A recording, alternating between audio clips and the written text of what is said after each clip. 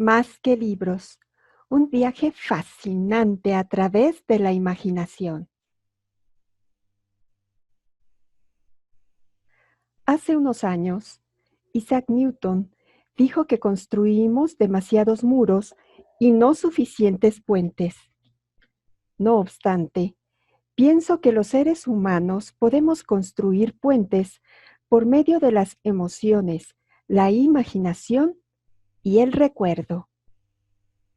Los invito a que hagamos juntos un viaje a través de la imaginación y la información relevante de la colección colegial del siglo XIX del Archivo Histórico José María Basagoiti del Colegio de San Ignacio de Loyola, Vizcaínas.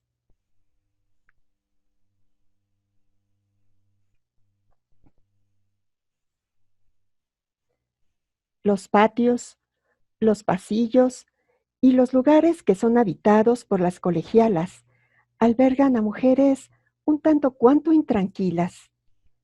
Los espacios ocupados por muchos años para algunas y aunque no tanto para otras, son testigo fiel de su educación, de sus necesidades, de sus emociones, de sus ilusiones, de sus travesuras y de todo aquello que a mediados del siglo XIX envuelve con firmeza el ánimo que las arropa, pues la primera mitad de este siglo las ha llevado a vivir una serie de contrariedades. Los asuntos políticos del país que en este tiempo se originan son resentidos de fuerte manera en el interior del colegio, haciendo que los principales problemas sean de tipo económico. Aún así, la educación y la administración interna del colegio continúan con su labor incansable.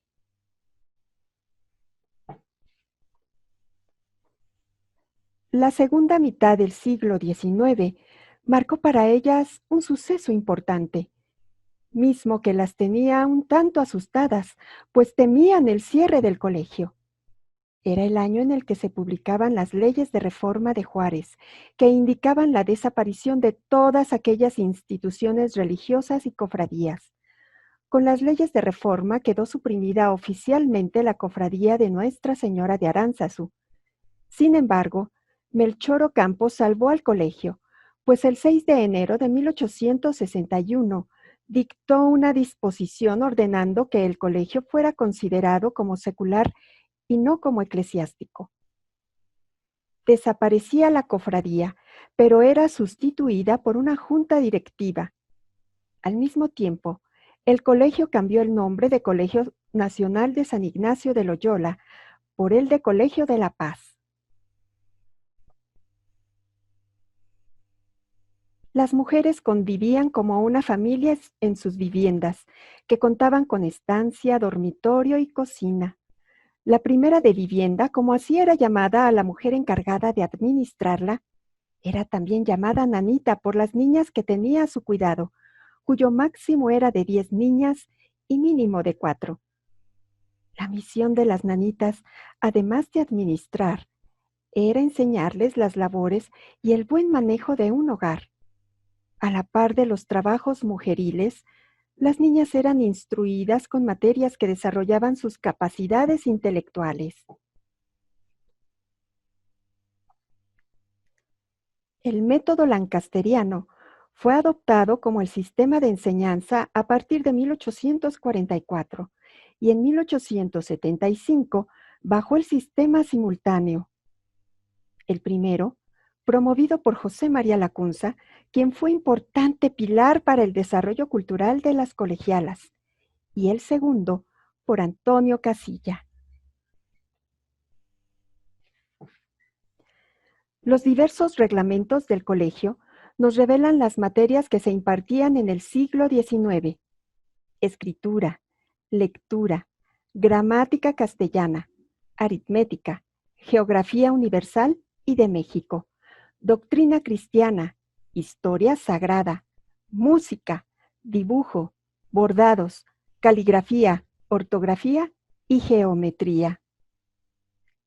Conforme pasaba el tiempo, los planes de estudio se modernizaban para introducir materias nuevas, como idiomas, francés, inglés e italiano, y trabajos manuales, costura blanca y tejido, urbanidad, ortología y lectura perfecta.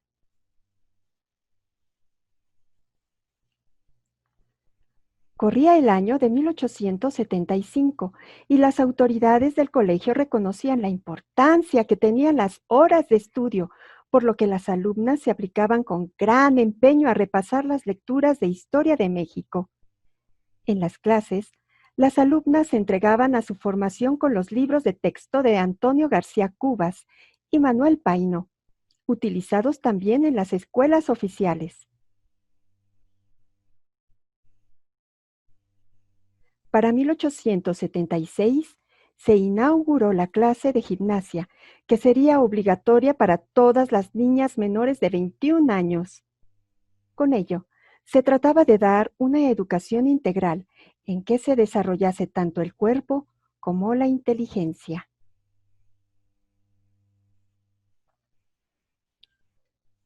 Con el método objetivo o lecciones de cosas, sistema de enseñanza implantado en 1878, se introducían nuevas materias en la enseñanza: español, teneduría de libros, higiene doméstica, cocina, repostería, zapatería, imprenta, doraduría, batiojería, guantería, trabajos de cuenta en piel y en concha, encuadernación y telegrafía eléctrica. Para 1896, el colegio quedó dividido en 4 secciones: párvulos, primaria elemental, primaria superior y la Escuela de Idiomas, Oficios, Artes y Empleos.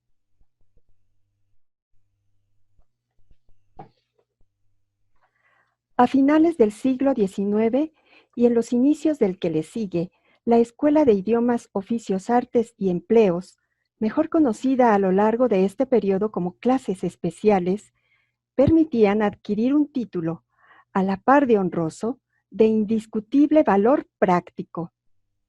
Para poder ingresar en dicha escuela, se debería haber cursado y aprobado tanto la primaria elemental como la superior. De momento, se abrían 9 clases: conocimientos comerciales, telegrafía, contaduría, fabricación de encajes, flores artificiales, dibujo y pintura, bordados, música, corte y confección. En 1910 había 16 diferentes clases especiales que demostraban ser las más adecuadas para las educandas del colegio, siendo las clases de inglés, mecanografía, bordado y modas las más concurridas.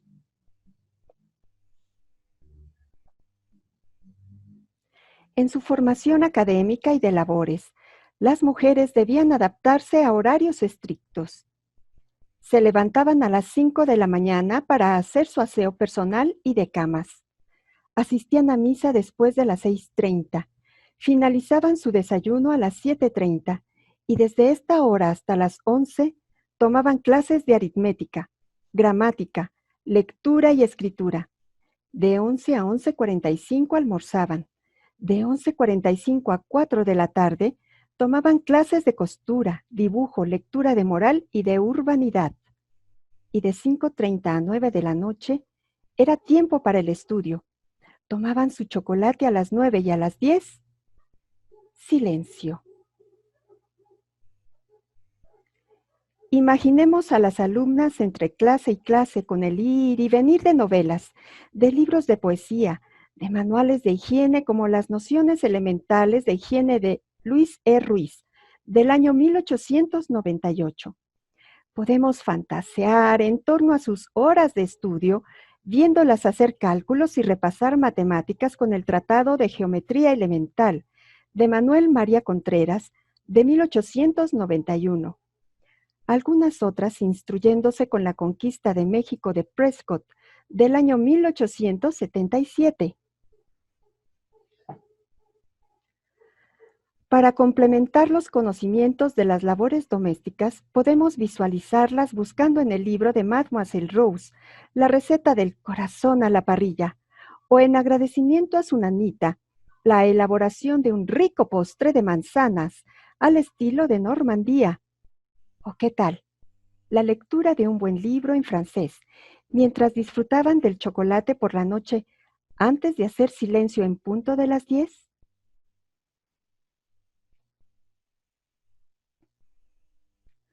Con la formación académica y de labores a las que estaban dedicadas las niñas, es de suponerse que para completar la información que planteaban los planes de estudio y los sistemas de enseñanza de aquella época, se hacían necesarias las obras bibliográficas y de consulta que apoyaran los contenidos de los programas y que al mismo tiempo fortalecieran la cultura de las colegialas. El presidente de la Junta Directiva, Alfredo Chavero, fundó en 1885 la Biblioteca Escolar. Al respecto, Julia Murner, en su libro Memorias de una colegiala, narra lo siguiente. Una de las primeras obras en beneficio del colegio, llevada a cabo por el señor Chavero personalmente, fue la formación de una biblioteca que no había y que era de todo punto necesaria en el establecimiento. El señor Chavero solicitó de sus numerosos amigos la donación de libros para comenzar a formar esta biblioteca. Todos sus amigos correspondieron bondadosamente a su petición, proporcionando libros útiles, amenos, ejemplares lujosamente empastados, siendo naturalmente los primeros los obsequiados por el señor presidente. Algunas casas de comercio, no solo personas particulares, contribuyeron con varios ejemplares que se colocaron en anaqueles acondicionados para recibir los diversos volúmenes que iban llegando y que eran clasificados inmediatamente por la señorita Leonor Marenco, nombrada primera bibliotecaria del colegio. Ella se hizo cargo voluntariamente y sin retribución alguna, solo por el deseo de servir al colegio y a la junta directiva. Posteriormente, ya cuando había una cantidad regular de obras, se comisionó a la señorita Marenco y se le asignó una gratificación por el servicio que prestaba. Fin de la cita.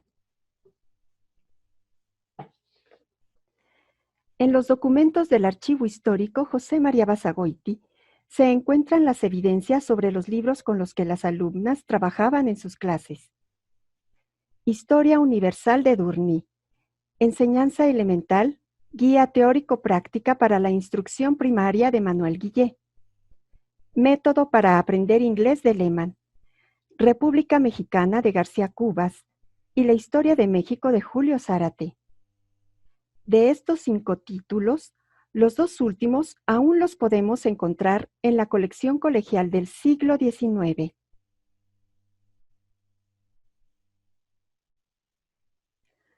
¿Cómo llegó la colección colegial al Archivo Histórico José María Basagoiti? Era el año de 1991, año de cambios administrativos para el Colegio de La Paz. La doctora Magdalena Ríos de la Pola asumía la dirección general.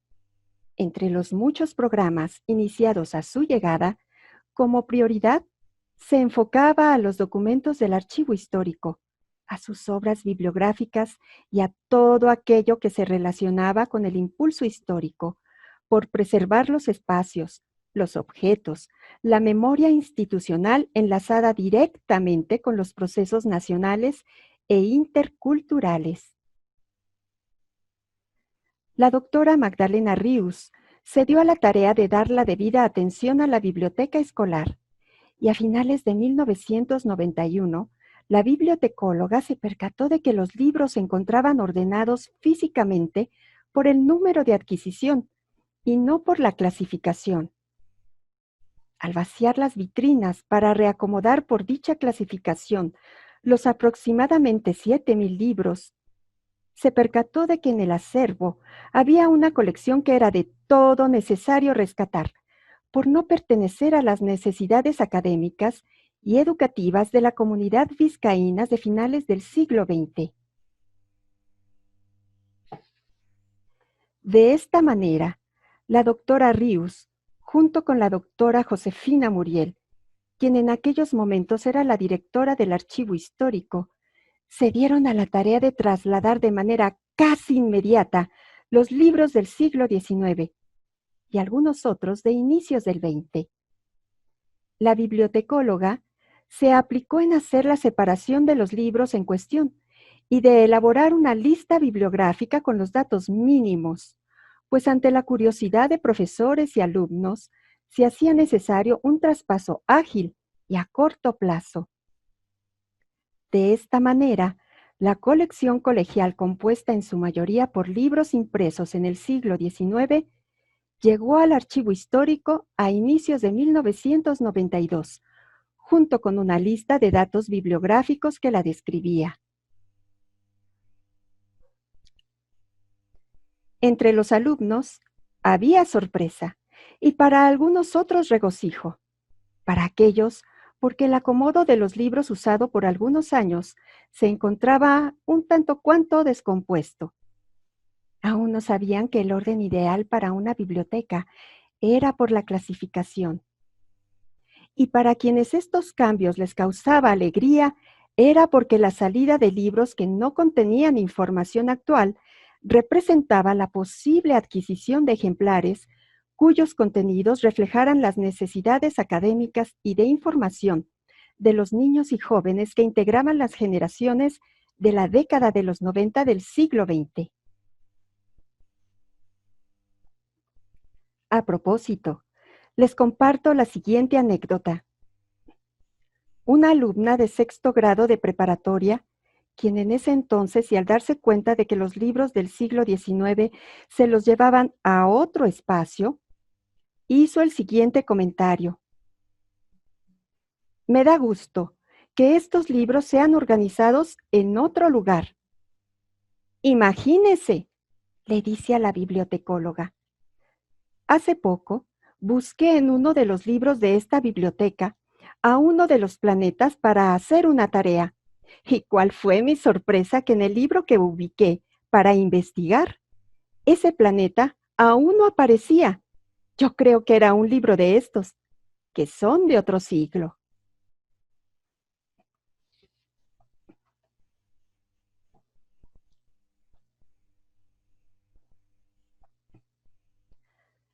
La colección colegial del siglo XIX está conformado por 1,465 ejemplares y su clasificación es la decimal Dewey. Los idiomas en los que están escritos son español, francés e inglés. Aunque en su mayoría son libros escritos en el siglo XIX, hay algunos que son de principios del XX. En cuanto a los impresores, sus portadas nos revelan una variedad de ellos. Los que aparecen de manera repetida y que pertenecen al siglo XIX son La Ilustración, Librería de la Viuda de Buret y la Secretaría de Fomento. Del siglo XX, el impresor del que se tiene más libros es Saturnino Calleja.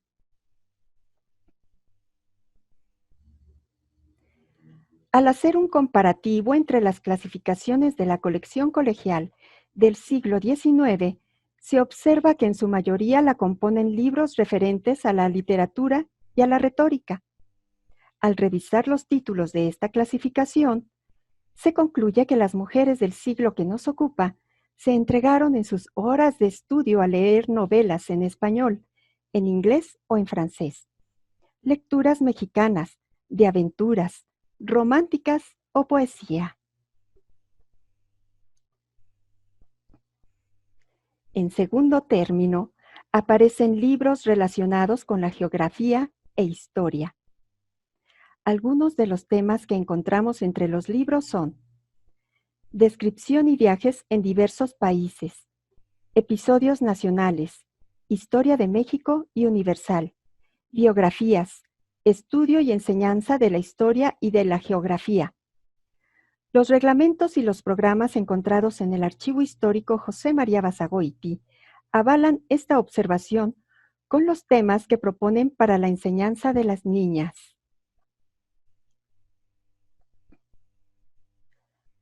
Las obras bibliográficas cuyo contenido se refiere a las ciencias naturales y a las matemáticas aparecen en tercer lugar.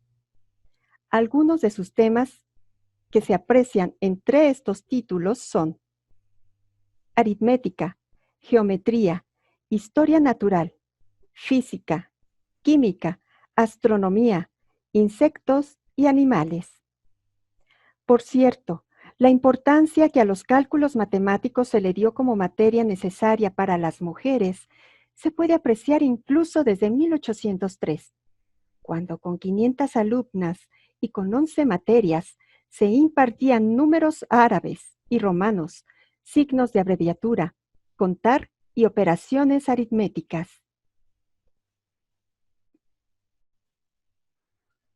En cuarto lugar, se tienen a los libros cuyo desarrollo se refiere a las lenguas.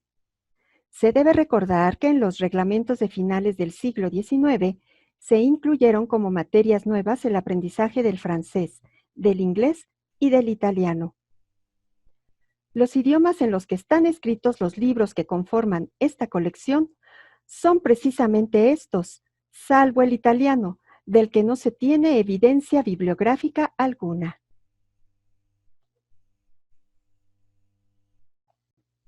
Las ciencias sociales, las bellas artes, las obras generales, la filosofía y la religión incluyen entre los temas de sus libros los siguientes: higiene, educación de la mujer, pedagogía, recetas de cocina, teneduría de libros, economía doméstica, fisiología, moral y civismo.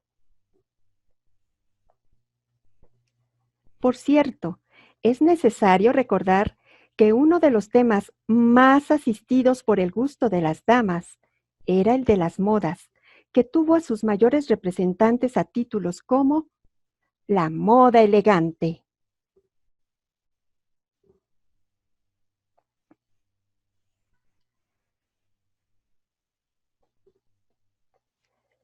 El lector encontrará en el acervo que hoy nos ocupa un cúmulo de información sobre lo que las mujeres del Colegio Vizcaínas leían. El contenido de cada una de las páginas de estos libros nos revela el tipo de aprendizaje que era funcional en aquellos tiempos, pues es el reflejo de los intereses educativos que las colegialas tuvieron a partir de los sistemas de enseñanza, y no tan solo de ellas, también es una muestra representativa de los temas que se tocaban en la educación de la sociedad mexicana a partir del siglo XIX y principios del XX. La persona que entra en contacto con este repertorio de libros quedará tan encantada como la pluma que hoy comparte con todos ustedes la descripción de estos ejemplares.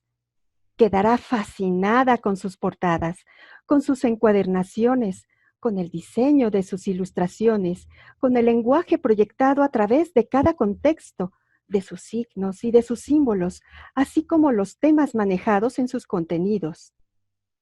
Quedará maravillada por las historias contadas a través de las propias obras bibliográficas, relatadas por medio de sus exlibris, con sus firmas, con sus sellos o con sus testigos dejados entre sus páginas por alguna sensible y retozona mano que quiso dejar uno que otro vestigio. Quien hoy habla para ustedes tiene el firme deseo de que se encuentren con estas y más historias para contar, como aquella que en alguna ocasión le narraran sobre una niña que a los 9 años ingresó al colegio. Aquí se hizo profesora a los 14. Sus biógrafos cuentan que de aquí saltó a la pantalla grande. De nombre Sara y de apellido García, se dice de ella que donó algunos libros a la biblioteca escolar y que los entregó firmados. Si no se encontrara libro alguno sobre este acontecimiento, Quedará entonces como una más de las leyendas de este histórico, fascinante, y para quien hoy se despide de ustedes, querido, muy querido, Colegio de San Ignacio de Loyola, Vizcaínas.